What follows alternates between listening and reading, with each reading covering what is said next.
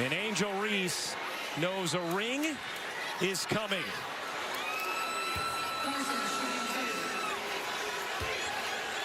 The rivalry between Caitlin Clark and Angel Reese is definitely one of the hottest topics in the WNBA right now. Both players had incredible games, but in a recent podcast, Dan Dakich revealed fascinating insights about their rivalry. He said, "You know, it is amazing, and this is the stuff that we talked about basically all summer long. It is amazing the impact that Caitlin Clark has. I'm not throwing Angel Reese in there, but others do, and that's a good thing. But Caitlin Clark has literally carried the sport on her back all summer long. Caitlin Clark was the gift." Many fans agree with Dan's words. Caitlin Clark had been amazing this summer and really had been the star of the sport.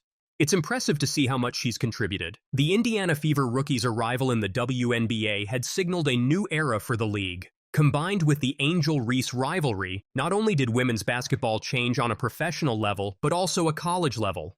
However, as recent numbers show, these former NCAA superstars have affected men's college basketball as well. Dan Dakich, in his latest Don't At Me episode, revisits a Fox News Digital article in conversation with two of the top men's recruits in college basketball this year. Let's see what Dan said.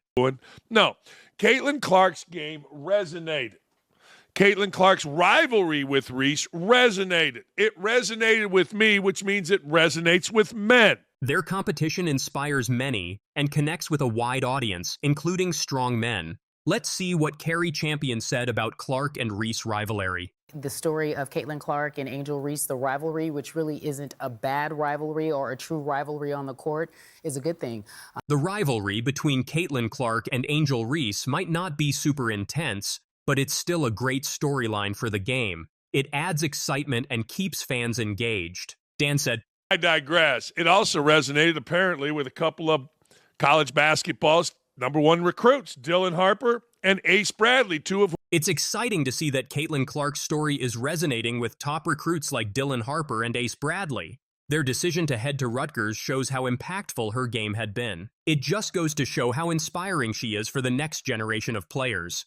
Harper, the #2 nationally ranked recruit in the class of 2024, told Fox how he thinks all players are at the end of the day the same, presumably because of their love for basketball. Fox writer Jackson Thompson also mentions how the NCAA women's final had 18.9 million viewers, while the men had 14.8 million.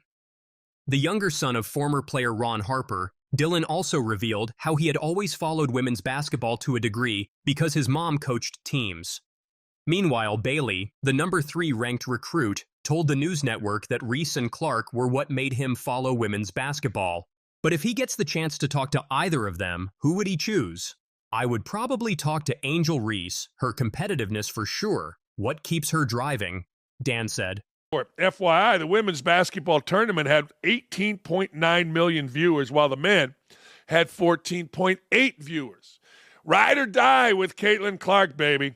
While many believe, including Dan Dakich, that CC has carried women's basketball on her shoulders these last few years, her rivalry with Angel Reese is also what has made it more interesting. But the former basketball pro also believes that the WNBA was not ready for this boom. Well, let's see what Clark said about Reese.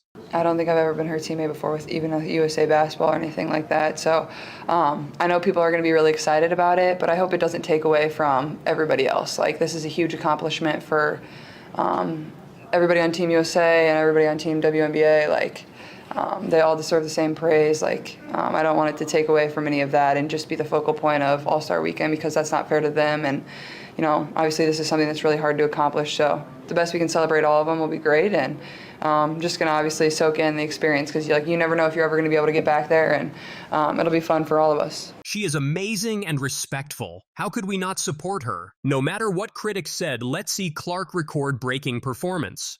Corrals it, veers into space. Here's Clark. Clark looking to take it around Lloyd. Clark bodies in and finishes. Clark trying to shake Whitcomb. Step back is good. In the mid-range for Caitlin Clark. Missed there from Lloyd. Clark the fling ahead. Oh, what a dime! And Mitchell lays it in! And Caitlin Clark officially has the most assists ever.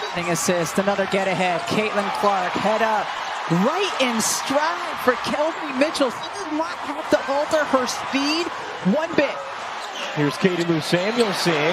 Can't hit the three in the corner. Boston the rebound. Clark a good look. She got it.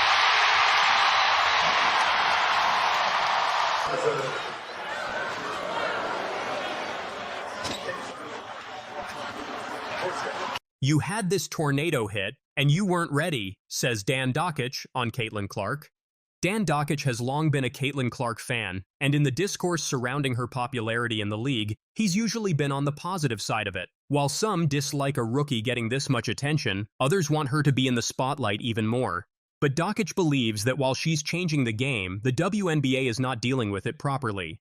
Let's see what Dan said in response to her haters. Only should you have known that Caitlin Clark was going to be a star, you should have prepared for it. You should have said, look, this is what is getting ready to happen.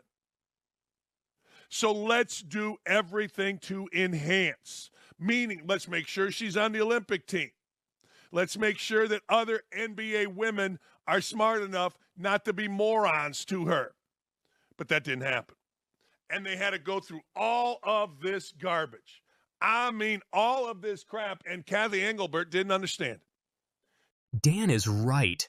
Caitlin Clark's talent was obvious from the start, and it's frustrating that she wasn't fully supported. And it's disappointing to see her face negativity from others in the league. Caitlin Clark had the option of playing a fifth year for Iowa under the additional COVID-19 year, but she chose to graduate on time and enter the W. While many thought her college success wouldn't translate into success as a professional, the Fever rookie has clearly proven them wrong. So has Angel Reese. With CC leading the league in assists and the Sky player in rebounds at one point in time, their rookie year has sensationalized the sport, even influencing the men's side of it. And it's only the beginning. Because the African-American lesbian players were going overboard in their racism and sexism on Caitlin Clark. Lynn and the WNBA had to send different videos et al. To the league to get this crap to stop, and the league has, for the most part, stopped. This shocking admission reveals the internal struggles that Caitlin Clark has faced, not just from the fans, but even from within the WNBA itself. It's hard to believe, but the racism and sexism directed at her were so rampant that the league had to step in. It seems on some social media channels to have taken a darker turn, a more menacing turn, where race has been introduced into the conversation, where sexuality is sometimes introduced into the conversation. How do you try and stay ahead of that, try and tamp it down, or act as a league when two of your most visible players are involved, not personally, it would seem, but their fan bases are involved in saying some very uncharitable things about. This was the turning point when the conversations around Caitlin Clark's performance started moving away from basketball and into darker territory. Race and sexuality became the focus of an escalating controversy. One thing that's great about the league right now, we do sit at this intersection of culture and sport and fashion and music. Like, the WNBA players are really looked at now as cultural icons. True. And when you have that, you have a lot of attention on you. There's no more apathy. Everybody cares. It is a little that Bird Magic moment, if you recall, from 1979 when those two rookies came in from a big college rivalry, one white, one black. And so we have that moment with these two. But while Engelbert tries to frame this as a historic rivalry moment, it's far from that. The issues surrounding Clark and her competitors aren't just about sports. It's a reflection of the larger problems in the league. Well, I mean, might as well. Caitlin Clark, they got their ass beat last night. But, man, Charles Barkley said this a couple days ago, that the WNBA could not have effed this up more. Cathy Engelbert, who is the commissioner, is facing criticism from members of the Players Association for not condemning racism and homophobia, which was, of course, and inevitably tied back to Caitlin Clark. Barkley lays it all out. This was a failure on multiple levels, and now Clark is at the center of it all. The league's inability to handle these tensions has left everyone watching. You answered them in private. Awful Announcing said her response was not only lackluster, Oh, really? It lacked of any substance. Well, so what? She's right. This is months ago, you idiots at Awful Announcing. What are you talking about? Engelbert's word salad reply. Even media outlets are calling out the league's inability to tackle these issues head-on. Caitlin Clark may be a top performer, but the WNBA's handling of the controversies surrounding her is far from winning any accolades. The relationships I create here are my legacy. Caitlin Clark quite clearly announced back in Iowa just what she thought mattered the most to her. And now, as she continues to thrill the WNBA crowd with her record-breaking displays, she stands by her words. When the generational talent was drafted as the first overall pick this year, she was not the only one joining the league after shining for the Hawkeyes. Kate Martin was another Iowa alum who entered the big stage, joining the Las Vegas Aces. As their third encounter comes close, Clark is ready to host her former teammate just as nicely. In her recent media availability, the Fever guard talked about welcoming Kate Martin to Indianapolis. She said, "It's definitely pretty weird to us, like we were teammates for 4 years. We got very used to that and now going against. So then like you love it, you joke about it, but at the same time, it just takes some getting used to. I know a lot of our coaches will be here on the same night. Looks like a fun thing for all of them to be able to do too, and sharing that memory and that joy with us. But I'm just super proud of her and happy for her." The 22-year-old guard also hinted towards her former Iowa head coach, Lisa Bluder, making an attendance when Fever will lock horns with the Aces on Wednesday. Both of the WNBA rookies played 4 years together with Bluder at the helm and led the Hawkeyes to back-to-back NCAA finals. When the duo bid adieu to their alma mater, the 63-year-old also decided to step down from the coaching role. While Caitlin Clark has definitely been the talk of the town with her exceptional rookie season, her best friend Martin is yet to have a firm grip with Aces. Nevertheless, she has always found her college best friend acknowledging her and their friendship. The friendship between the opponent rookies, back in May, the former college teammates faced for the very first time in W. While the excitement among enthusiasts was obvious, Clark only made the matchup even more interesting when she opened up on her bond with the Aces rookie. "Kate is obviously one of my best friends, somebody that was with me all 4 years at Iowa. I was the person that kind of begged her to come back for her 6th year," said the Fever number 22.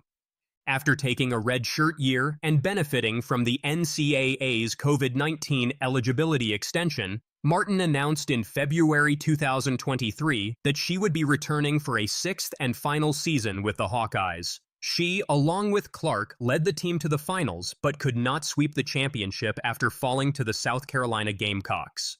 Caitlin isn't much of a defender either. 2/3 of the way through the year, it was clear she was on an all-time record turnover pace. And for 2/3 of the year, Caitlin's three-point shooting ranked near the bottom of the league in percentage. I still get frustrated because she won't shoot enough in fourth quarters because she defers to her vets. Angel Reese is actually a poor defender. Angel's team has now fallen to 11-22, so she isn't having nearly the impact that Caitlin is having on her team.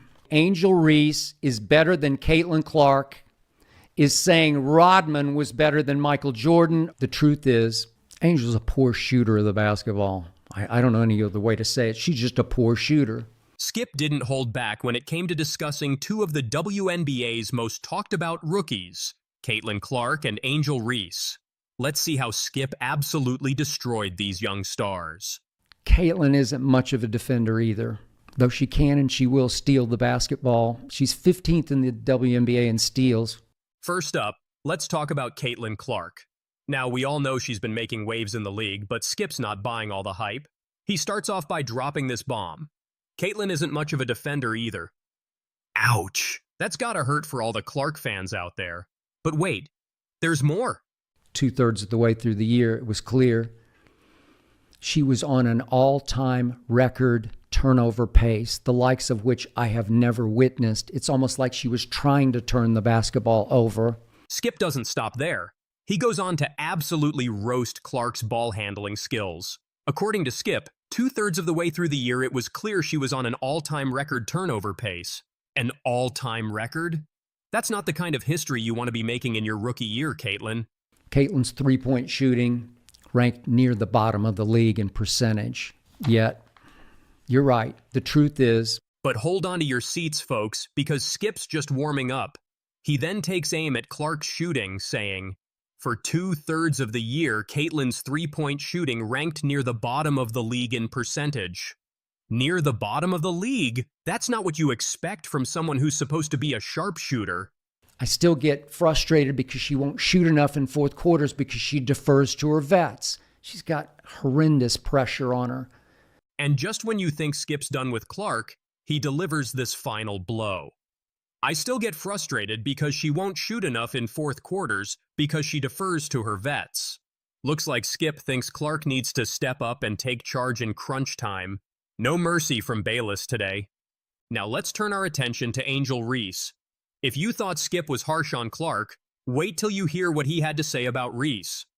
Angel Reese is actually a poor defender, Brittany. Right out of the gate, Skip drops this bombshell. Angel Reese is actually a poor defender. Wow. For someone who's known for her physical presence on the court, that's a pretty damning assessment from Skip. Angel's team has now fallen to 11-22, so she isn't having nearly the impact that Caitlin is having on her team. But Skip's just getting started. He goes on to question Reese's impact on her team, stating, "Angel's team has now fallen to 11-22, so she isn't having nearly the impact that Caitlin is having on her team." Ouch. Skip's basically saying Reese isn't living up to the hype and isn't making her team better. That's gotta sting. Angel Reese is better than Caitlin Clark, is saying Rodman was better than Michael Jordan or Ben Wallace was better than Kobe. And if you thought that was harsh, wait till you hear this. Skip actually compares the idea of Reese being better than Clark to saying Rodman was better than Michael Jordan. Talk about a brutal analogy. Skip's basically saying anyone who thinks Reese is better than Clark is out of their mind. Angel's a poor shooter of the basketball. I don't know any other way to say it. She's just a poor shooter. She's now 38% from the floor, not from three. She's 2 of 12 from three. That's 17%. But the knockout punch comes when Skip talks about Reese's shooting. He doesn't mince words here, folks. Skip straight up says, "The truth is and was a poor shooter of the basketball. I don't know any other way to say it. She's just a poor shooter." No sugarcoating there. Skip's calling it like he sees it, and he sees Reese as a liability on offense. Now you might be thinking, wow, Skip really went in on these two, and you'd be right. But here's where things get interesting. Despite all these criticisms, Skip actually ends up praising Clark quite a bit throughout the rest of the segment. He calls her a once-a-generation passer and even suggests she could be pushing for MVP. So what's the deal? Is Skip playing both sides? Or is he just being brutally honest about both the strengths and weaknesses of these young stars? One thing's for sure. Skip Bayless knows how to stir up controversy. By pointing out these flaws in Clark and Reese's games, he's guaranteed to get people talking. And isn't that what sports media is all about? But let's take a step back for a moment. Are Skip's criticisms fair? Is he being too harsh on these rookies who are still finding their footing in the league? Or is this tough love exactly what they need to hear to improve their games? It's worth noting that both Clark and Reese have had incredible success in their college careers. They're adjusting to a new level of play, facing the best of the best night in and night out. Growing pains are to be expected, but in the high-stakes world of professional sports, you're only as good as your last game. Skip's comments raise some interesting questions about expectations in the WNBA. Are we putting too much pressure on these young stars to be perfect right out of the gate? Or is this level of scrutiny just part of being a high-profile athlete? One thing's for certain. Both Clark and Reese have shown flashes of brilliance in their rookie seasons. They've also both shown areas where they need to improve. That's the nature of the game. Even the greatest players have aspects of their game they need to work on. So, what do you think? Did Skip Bayless go too far in his criticisms? Or is he just doing his job by providing honest, unfiltered analysis? Are Clark and Reese getting a raw deal, or do they need to step up their games? Whatever your opinion, one thing's for sure. The WNBA is more exciting than ever with young talents like Clark and Reese in the league. And as long as there are players making waves, you can bet Skip Bayless will be there with his hot takes, ready to stir the pot and keep us all talking. Caitlin Clark's second triple-double also makes her the third player in WNBA history to finish a game with 20-plus points, 10-plus rebounds, 10-plus assists, 3-plus STL. This tweet alone shows how Caitlin Clark continues to make history. In tonight's game, she once again showcased why she's one of the most dynamic rookies the league has ever seen. If an argument for Caitlin Clark as the MVP had to be made, there are undeniable factors supporting it. Indiana Fever has gone from winning a dozen games last season to 18-16, improved to a 500 and are real playoff contenders. Meanwhile, Clark's picking up 3-point and assist records as a great passer and helping her team. So when the star rookie recorded her second career triple-double tonight, she aided Aaliyah Boston in making history herself. Not to be underscored, Boston had an impressive outing that puts her in league with WNBA titans like Lisa Leslie and Brittany Griner.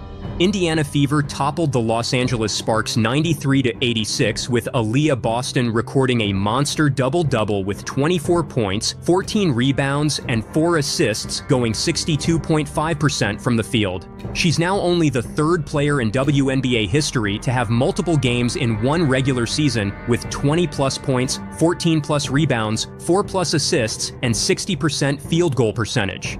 The only others who have accomplished this are Lisa Leslie and the one who Boston recently clashed with, Brittany Griner.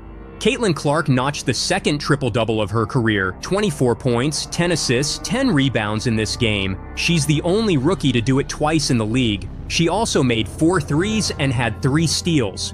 She got her first triple-double in July over New York Liberty. Her selfless passing style stood out in this game over the Sparks that a few ex-users compared her to Magic Johnson, the Lakers legend and Sparks co-owner, and it definitely enabled Aaliyah to record her own individual accolade.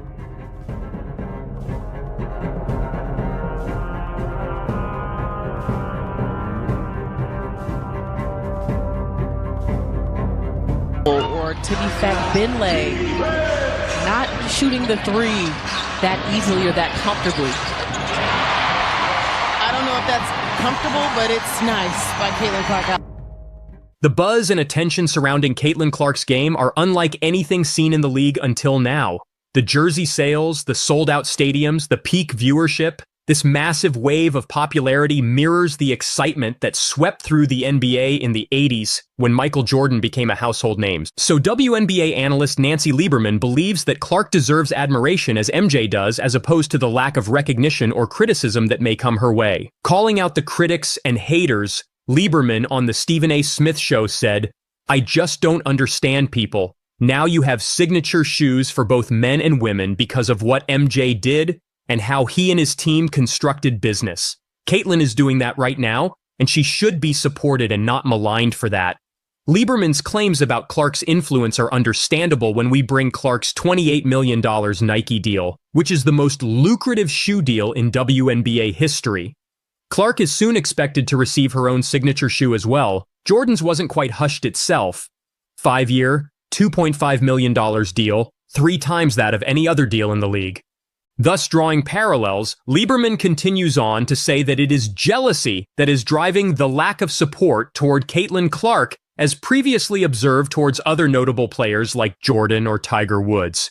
It's not a Caitlin thing, it's a people thing. I mean, people were so jealous of Michael Jordan back in 1984. UNC Chicago Stadium was half empty prior to him arriving. The stadiums were filling up then. TV wanted him and the Bulls on every game, she says.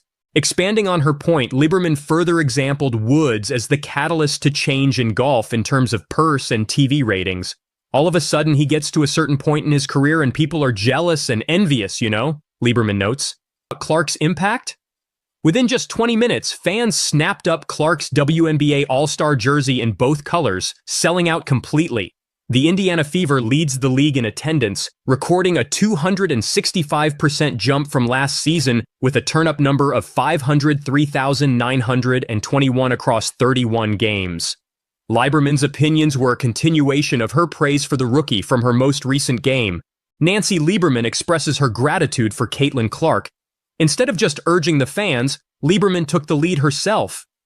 During the broadcast of the Fever vs. Dallas Wings game, the analyst had high praise for the rookie. Fully aware that her bold statement might draw criticism, Lieberman chose to speak her mind. She thanked Clark for drawing attention to the game. The WNBA 2024 season began with the highest attendance ever seen in 27 years. The continuous rise in viewership backs the claim, with the games averaging 1.32 million viewers in the first month, nearly triple last year's average. Fans voting for the All-Star has been the highest this year. What Caitlin Clark has done for the game is generational. As a baller to a baller, I just want to say thank you to you, Caitlin Clark, for just lifting our game up, Lieberman said. And she isn't the first one to think so. She added, "You and so many great players, but what you're doing, you're going to make all these women multi-millionaires one day like Tiger did, like Michael Jordan did. And we shouldn't hate on her. We should celebrate her, not tolerate her." The growing crowds in the stadium are live proof of Clark's impact. The Fever rookie has undeniably transformed women's basketball, and she indeed does it in a way reminiscent of what MJ once did for the NBA.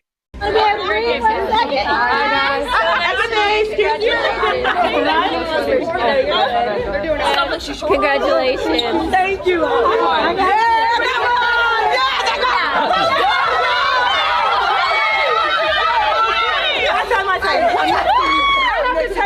I'm out the you. I'm out the you. Text me. I'll post it tonight.